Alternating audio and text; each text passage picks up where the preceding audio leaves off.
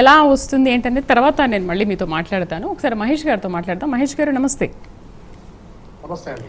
మహేష్ గారు, పశ్చిమ బెంగాల్, అస్సాంలో నెలకొన్న పరిస్థితిని, ఆ ఫలితాలని చూస్తే భవిష్యత్తులో ఇంకా తెలంగాణలో కూడా బీజేపీ రావడం ఖాయంగా కనిపిస్తోంది అనేది కేంద్ర మంత్రి కిషన్ రెడ్డి మాట్లాడారు, నిన్న లక్ష్మణ్ మాట్లాడారు, same time BJP chief Ramachandra Rao కూడా అదే మాట్లాడారు.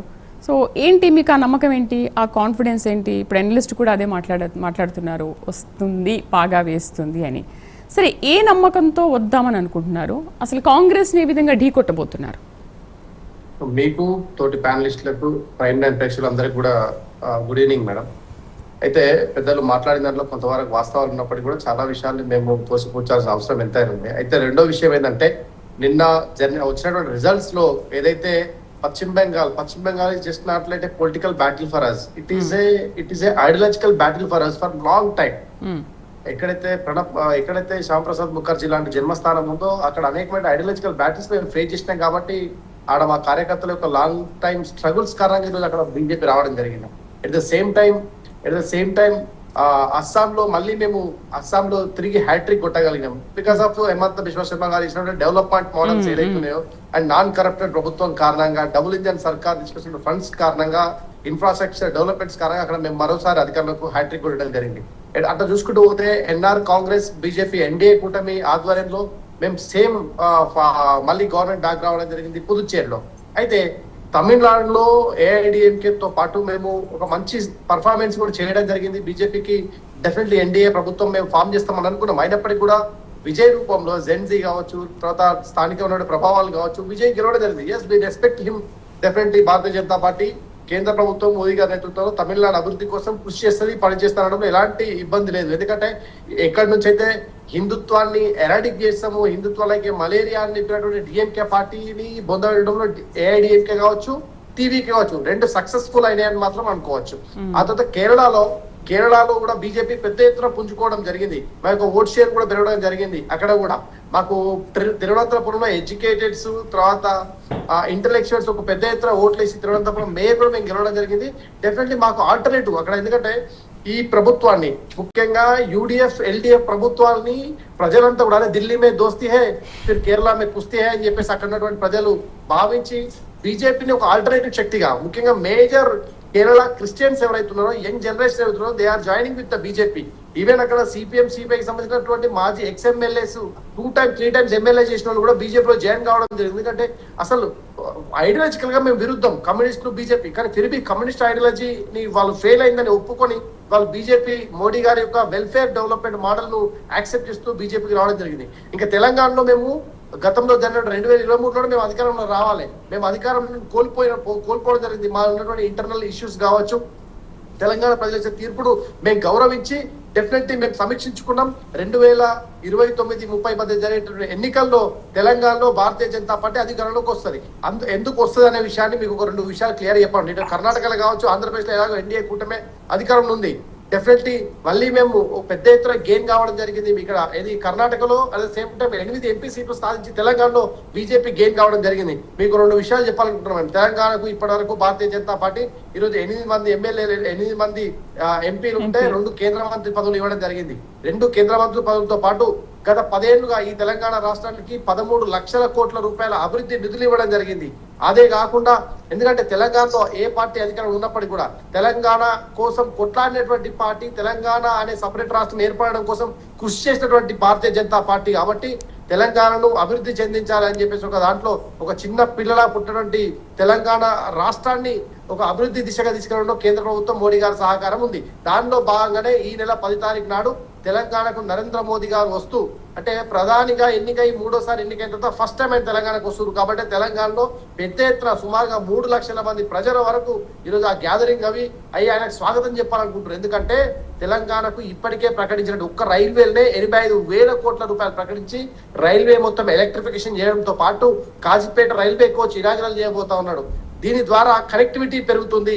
హైదరాబాద్, ముఖ్యంగా హైదరాబాద్ ను కేవలం తెలంగాణ క్యాపిటల్ మాత్రమే కాదు, ఇది ఇంటర్నేషనల్ సిటీగా మారబోతుంది. కనెక్టింగ్ ఫ్రమ్ ఇంటర్నేషనల్ కంట్రీస్ కు ఇక్కడ నుంచి కనెక్టింగ్ చేయబోతున్నారు. కాబట్టి తెలంగాణకు పెద్దపీట వేస్తున్నారు. దాంతో పాటు బుల్లెట్ ట్రైన్స్ ఇక్కడి నుంచి వేయబోతున్నారు. అదేవిధంగా వరంగల్లో అయితే 7 టెక్స్టైల్ పార్క్స్ అయితే దేశవ్యాప్తంగా ఇనాగ్రేట్ చేస్తున్నారో దాంట్లో ఒకటి మన వరంగల్ కి ఇవ్వడం జరిగింది.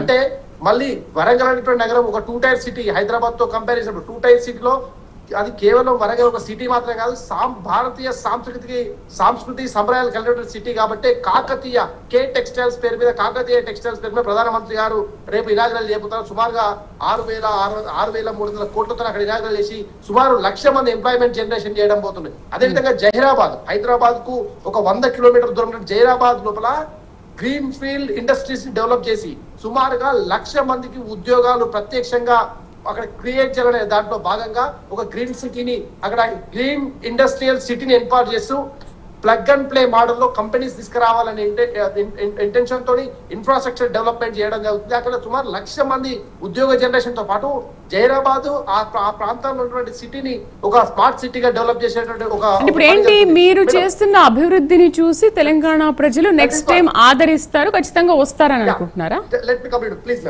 Complete. At the same time ఇక్కడ ఇది మహబూబ్ నగర్ ప్రాంతం, ఇది కూడా హైదరాబాద్ సిటీ నుంచి సుమారుగా 60 నుంచి 80 కిలోమీటర్ దూరం ఉన్నది. అక్కడ కూడా కమలాపూర్ నిర్మితమైనటువంటి ఏదైతే 1.6 లక్షల మెట్రిక్ టన్నుల మెట్రిక్ లీటర్స్ యొక్క పెట్రోల్ డీజిల్స్ ను నిల్వ చేసిన ఒక కేంద్రాన్ని అక్కడ ఏర్పాటు చేయడం జరుగుతుంది. అంటే అన్ని రకాలుగా తెలంగాణను అభివృద్ధి చేయాలి, డెవలప్మెంట్ చేయాలని ఒక ఆకాంక్ష, ఆశయము భారతీయ జనతా పార్టీ కేంద్ర సర్కార్ ఉంది. ఇది రాష్ట్రంలో అధికారంలో ఉన్నటువంటి కాంగ్రెస్ పార్టీకి, అధికారం కోల్పోయిన బీఆర్ఎస్ పార్టీకి కనిపించకపోయినా వినిపించకపోయినా రాష్ట్ర ప్రజలు గుర్తిస్తారు, రానున్న తరంలో బీజేపీకి అధికారంలోకి ఇస్తారు అనేది ఒకటి. కేవలం అధికారమే పరమ సోపానం కాదు, ప్రజలు అభివృద్ధి కావాలి, రాష్ట్రాలు అభివృద్ధి కావాలని కోరుకునే party Bharatiya Janata party. At the same time బలమైన ప్రతిపక్షాలు ఉండాలి, ఫెడరల్ సిస్టమ్ గౌరవించే పార్టీ భారతీయ జనతా పార్టీ. మా సిద్ధాంతానికి ఇప్పుడు ఫర్ ఎగ్జాంపుల్ అక్కడ విజయ్ గవర్నమెంట్ ఫామ్ చేసిన ఆయన వచ్చి బీజేపీతో కలవడా రేపు కలుస్తారా అనేది కాదు. తమిళ ప్రజలకు అభివృద్ధి బాగుండాలి అని కోరుకున్న పార్టీలో బీజేపీ ఒకటి. అట్ ద సేమ్ టైం 2031లో జరగబోయే తమిళనాడు ఎలక్షన్స్ కావచ్చు, కేరళ ఎలక్షన్స్ కావచ్చు, బరాబర్ గా భాజపా పాగా వేస్తారనే దాంట్లో ఎలాంటి అతిశయోక్తి లేదు. అదే విధంగా తెలంగాణ అనేటువంటి చాలా ప్రత్యేకమైనటువంటి ప్రాంతం మాకు బీజేపీకి. కాబట్టే ఈ రోజు మోడీ గారు భారతీయ జనతా పార్టీ పెద్ద ఎత్తున పట్టం కట్టబోతుంది. మొన్న జరిగినట్టు ఎంపీ ఎలక్షన్ లో మాకు 31% ఓట్లు ఇక్కడ రావడం జరిగింది మేడం. తర్వాత మొన్న 2 ఉత్తర తెలంగాణ సంబంధించిన గ్రాడ్యుయేట్స్ టీచర్స్ ఎమ్మెల్సీ ఎలక్షన్ లో భారతీయ జనతా పార్టీకి పెద్ద ఎత్తున పట్టం కట్టి 2 ఎమ్మెల్సీలు మేము గెలవడం జరిగింది. సరే మొన్న ఈవెన్ కంపారిటివ్ ఇంత గతంతో పోలిస్తే మన సర్పంచ్ ఎలక్షన్ లో కూడా భారతీయ జనతా పార్టీ కార్యకర్తలు గెలవడం జరిగింది, యంగ్ జనరేషన్ గెలవడం జరిగింది. మొన్న మున్సిపల్ ఎలక్షన్స్ లో కూడా బీజేపీకి 19% 15.6% ఆఫ్ ఓట్స్ కూడా మాకు రావడం జరిగింది. ఎట్ ద సేమ్ టైం కొన్ని మున్సిపాలిటీలో మేము సెకండ్ ప్లేస్ లో కూడా చాలా తక్కువ మార్జిన్ తో ఓడిపోయిన మున్సిపాలిటీస్ కూడా మనం చూసినాం మేడం. సో రేపు ఏంటి మీరు దీంట్లో జరిగిన ఓట్ షేరింగ్ ఆ పర్సెంటేజ్ ని క్యాలిక్యులేట్ చేసుకొని ఇంత పర్సెంటేజ్ వచ్చింది కాబట్టి ఖచ్చితంగా నెక్స్ట్ రాష్ట్రంలో బీజేపీ వస్తుందని అనుకుంటున్నారా, లేకపోతే ఒక ఓట్ షేరింగ్ మాత్రమే చూసుకుంటున్నారా? అసెంబ్లీ ఎన్నికల్లో జరిగింది అట్లా చూసుకుంటే 2019లో 36 ఉంటే 37 ఉంటే 2024లో 36, 1% ఏదో తగ్గింది కదా. ఇప్పుడు పంచాయతీ ఈ ఎలక్షన్స్ అన్ని కూడా మీరు క్యాలిక్యులేట్ చేసుకుంటున్నారా? మేడం ఒక ఎలక్షన్ కు ఇంకో ఎలక్షన్ కు డిఫరెన్స్ ఉంటది. I accept that. Parliament election లో వచ్చినటువంటి రిజల్ట్ చూస్తే ప్రపంచనవాడి పార్లమెంట్ ఎలక్షన్ లో బీజేపీకి పెద్ద ఎత్తున మద్దతు. మేము ఏమంటామంటే ఈ ఎలక్షన్స్ ఏదైతే మాకు ఓట్ షేర్ అవుతుందో అది కన్సిస్టెన్సీ గా పెరుగుతా ఉంది, బ్యాలెన్స్డ్ గా ఉంది. ఎట్ ద సేమ్ టైం మాకు ఇచ్చినటువంటి రెస్పాన్సిబిలిటీ ఏదైతే మేము గెలిచినటువంటి మా ఎంపీలు కావచ్చు, మా ఎమ్మెల్యేలు కావచ్చు, ప్రజల కోసం కట్టుబడి ఉండడం జరిగింది. అదేవిధంగా రామచంద్రరావు గారి నేతృత్వంలో తెలంగాణ రాష్ట్రంలో అనేక సమస్యలపై మేము పోరాడుతున్నాం. Telangana is our next target. Definitely will rule it and మేము తప్పకుండా ఇక్కడ మాట్లాడదాం. వస్తాను మళ్ళీ. జితేందర్ గారు నమస్తే అండి. నమస్తే అండి. జితేందర్